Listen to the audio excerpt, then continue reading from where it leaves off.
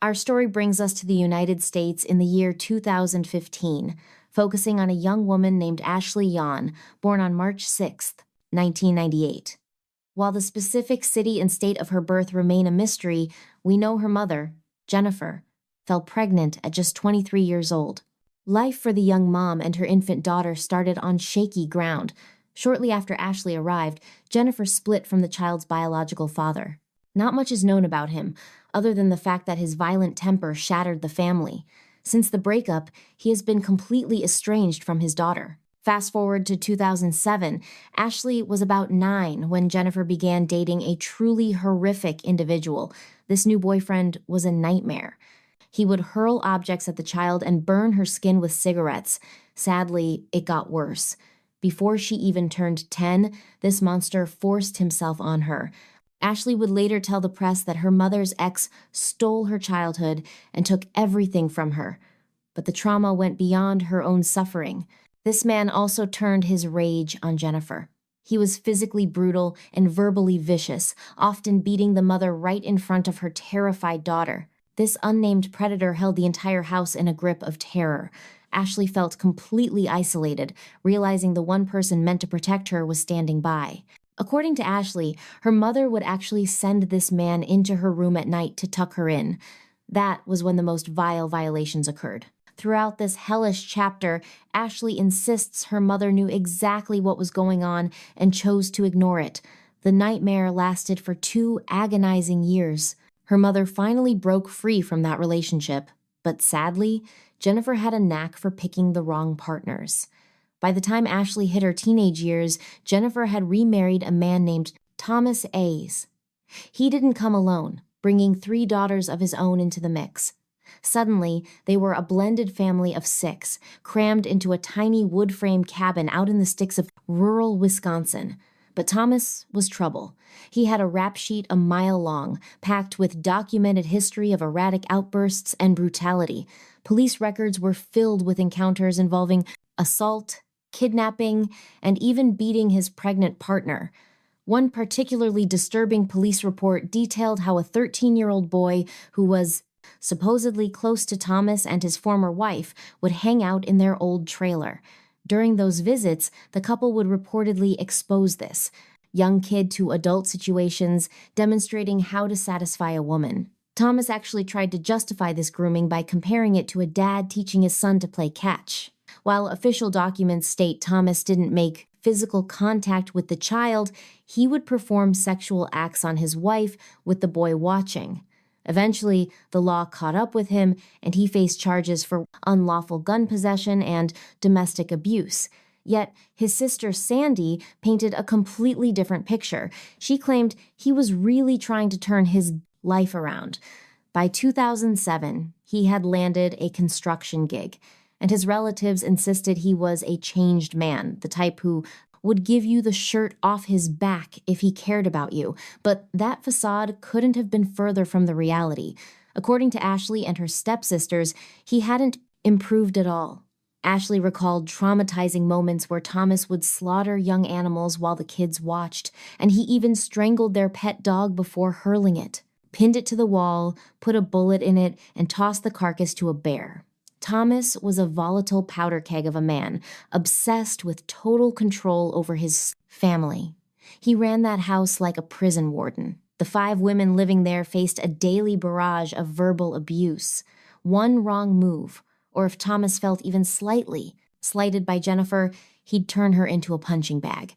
His 3 stepdaughters weren't safe either, enduring their own share of beatings. It got so bad that one time, he actually choked Ashley's little sister until her face turned blue.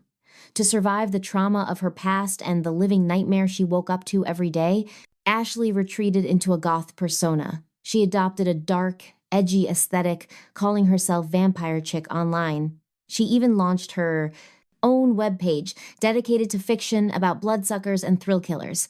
It became a repository for disturbing blog posts and eerie poems with headers such as Murder Madness. In these verses, she painted herself as a lurking psychopath, penning lines that would make your skin crawl, like I can hear nothing but their screaming souls.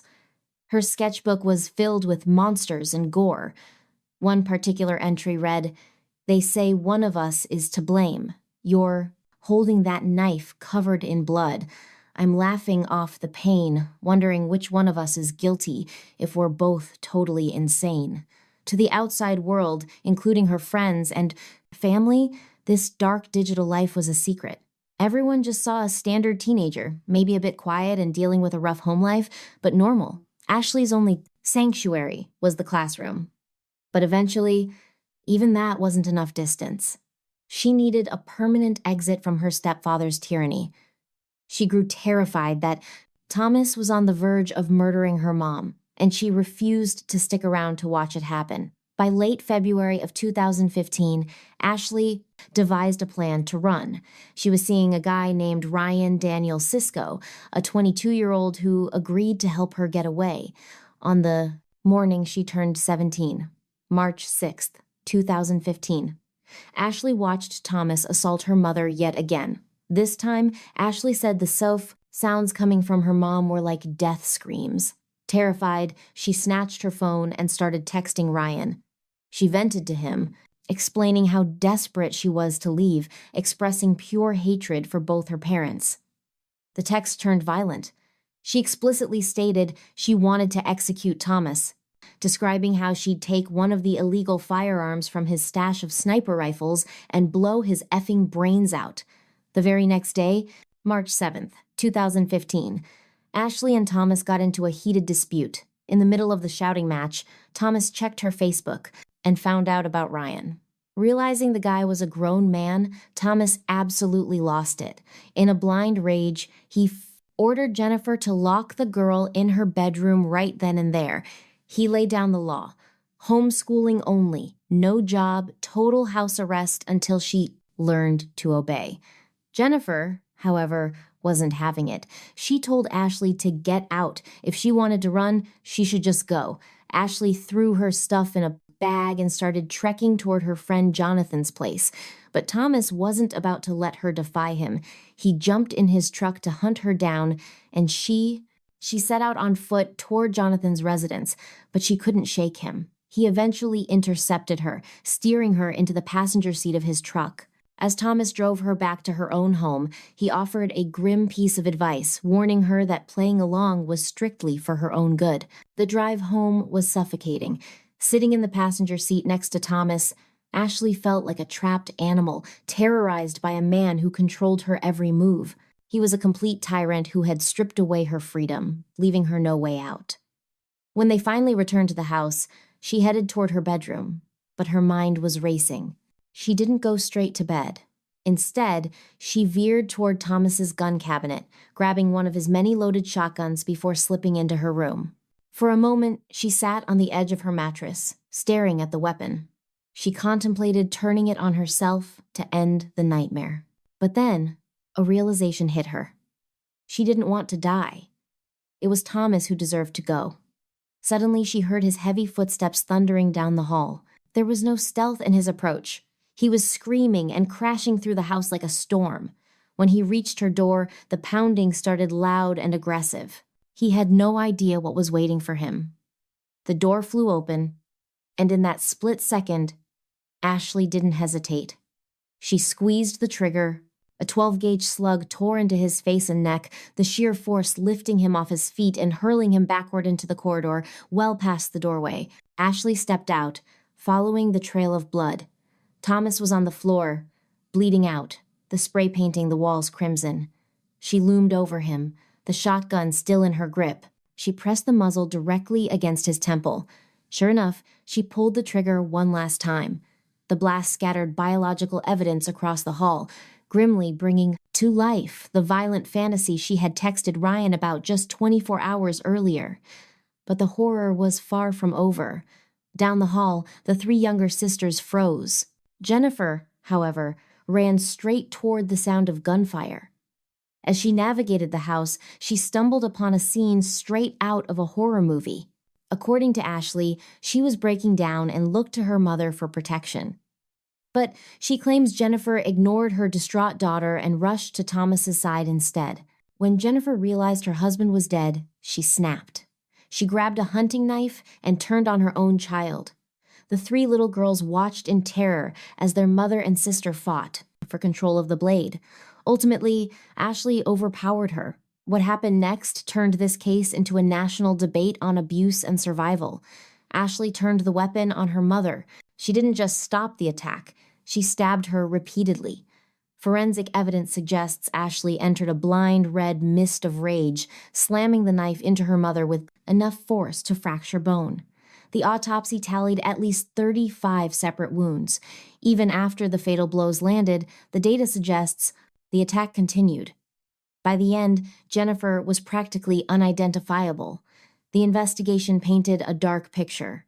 Thomas was a monster, and Jennifer had allowed him to victimize her daughter. That betrayal fueled the massacre. Ashley eventually threw the blood-soaked knife, now tangled in her mother's hair, onto the floor. She rounded up her terrified little sisters, locking them in a bedroom with juice and snacks to keep them occupied for a few hours. She needed to ensure they were physically safe before she vanished. After washing the blood off in the shower, she walked a mile down the road to a friend's house. She didn't stay long, hopping into her boyfriend Ryan's pickup truck and gunning it for Tennessee. The plan was to hide out with a distant aunt, but the cartons of orange juice and snacks she left behind wouldn't last forever.